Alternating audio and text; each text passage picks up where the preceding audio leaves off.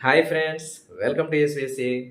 సాధారణంగా మన జీవితంలో చిన్న చిన్న అలవాట్లు అవి చూడటానికి చిన్నగానే ఉంటాయి. కానీ ఆ చిన్న చిన్న అలవాట్లే పెద్ద సమస్యలకి కారణం కావచ్చు. ముఖ్యంగా మితిమీరిన ప్రవర్తన మన జీవితాన్ని కష్టాల్లోకి నెట్టేసే ప్రమాదం ఉంది. కాబట్టి ఏ విషయంలోనూ అతి మంచిది కాదు.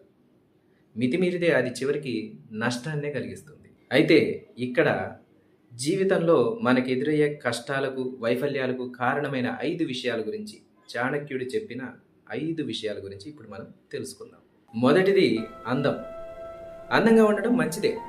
కానీ అందాన్ని చూసుకొని గర్వపడటం మంచిది కాదు. ఎందుకంటే అందం శాశ్వతమైంది కాదు కదా! అది చివరిదాకా ఉండదు కదా! వయసుతో పాటు వృద్ధాప్యం వస్తుంది. మన అందంలో మార్పులొచ్చేస్తూ ఉంటాయి. కాబట్టి మరి శాశ్వతమైనది ఏంది అంటే మంచి ప్రవర్తన, మంచి గుణాలు. ఇవి అన్నిటికంటే ముఖ్యమైనవి అని చాణక్యుడు చెబుతున్నాడు. ఇక రెండవది అహంకారం.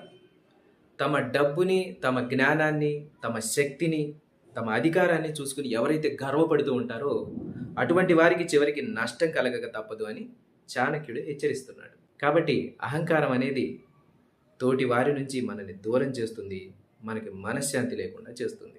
ఎప్పుడూ వినయంతో ఉండడం మంచిది. ఇక మూడవది దానం. దానం చేయడం మంచిదే, కానీ మితిమీరి దానం చేయడం మంచిది కాదు. మన సామర్థ్యానికి మించి దానం చేయడం వల్ల చివరికి నష్టపోయేది మనమే, కష్టాల పాలయ్యేది మనమే.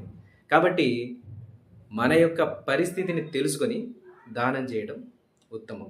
ఇక నాలుగవది అతిగా మాట్లాడటం. మాట్లాడటం మంచిదే, కానీ అతిగా మాట్లాడటం వల్ల కొన్నిసార్లు అనాలోచితంగా మనం ఏదో అనేస్తాము. దానివల్ల తర్వాత దాని పర్యవసానంగా ఎన్నో సమస్యల్ని ఎదుర్కోవాల్సి వస్తుంది. అందుకే మాట్లాడే ముందు 1కి 10 సార్లు ఆలోచించి మాట్లాడాలి. అవసరమైనంత వరకు మాత్రమే మాట్లాడాలి.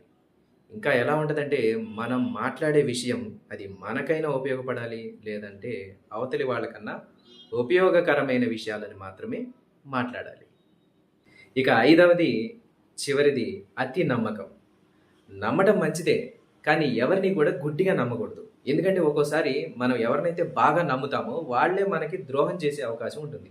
కాబట్టి మనం ఎవరినైనా నమ్మే ముందు వాళ్ళని క్షుణ్ణంగా పరిశీలించి ఆ తర్వాతనే వాళ్ళని నమ్మవలసి ఉంటుంది. ఎవరిని గుడ్డిగా నమ్మకుండా అర్థం చేసుకున్న తర్వాతనే వాళ్ళతో మనం స్నేహం చేయాలి.